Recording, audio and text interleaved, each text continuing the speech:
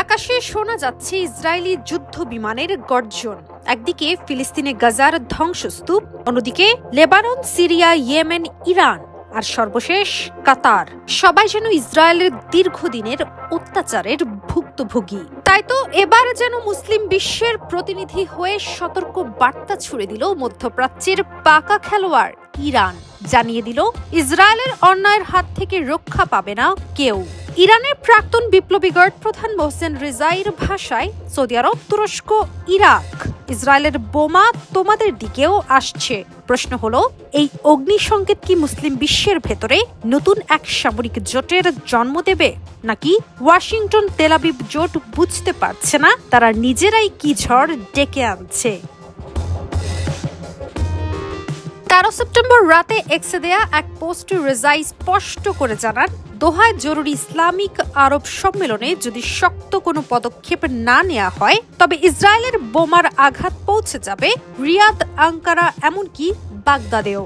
তার ভাষায়, এক দেশ করে আঘাত হানার আগেই মুসলিম দেশগুলোর একটি সামরিক জোট গঠন করতে হবে।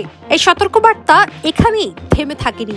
ইরানের সর্বোচ্চ জাতীয় নিরাপত্তা পরিষদের নতুন প্রধান আলী লারিজানিও একই সুরে বলেছেন, একটি যৌথ অপারেশন সদর দপ্তর গঠন করতে হবে।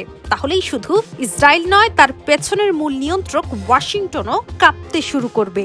ইরান ভিত্তিক সংবাদ মাধ্যম প্রেস টিভির এক প্রতিবেদনে উঠে এসেছে এই তথ্য।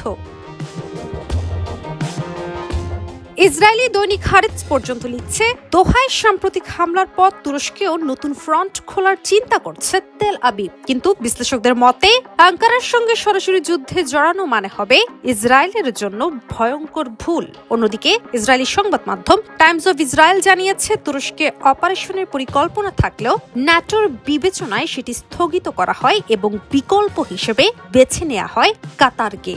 প্রশ্ন জাগে, ন্যাটোর মুখে শান্তির বুলি, কিন্তু আড়ালে কি ইসরায়েলি আগ্রাসনকে মদদ দিচ্ছে পশ্চিমা জোট?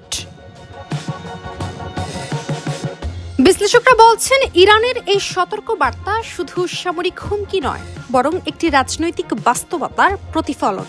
কাতারে হামলা চালিয়ে ইসরায়েল হয়তো ভেবেছিল হামাস নেতৃত্বকে কোণঠাসা করবে, কিন্তু বাস্তবে সে হামলা নতুন করে জাগিয়ে তুলেছে ইরানকে।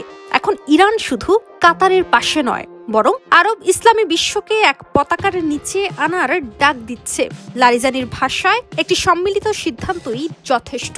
তাহলেই ট্রাম্প বাধ্য হবেন শান্তির সাফাই গাইতে। নোবেল প্রাইজের প্রলোভনে হলেও ইসরায়েলকে থামাতে এ বক্তব্য পশ্চিমাদের জন্য একেবারেই বিব্রতকর। কারণ এতে স্পষ্ট যে ইরান কেবল প্রতিরোধের ময়দানে নয়, কূটনৈতিক মঞ্চেও আজ সবচেয়ে উচ্চ কণ্ঠ।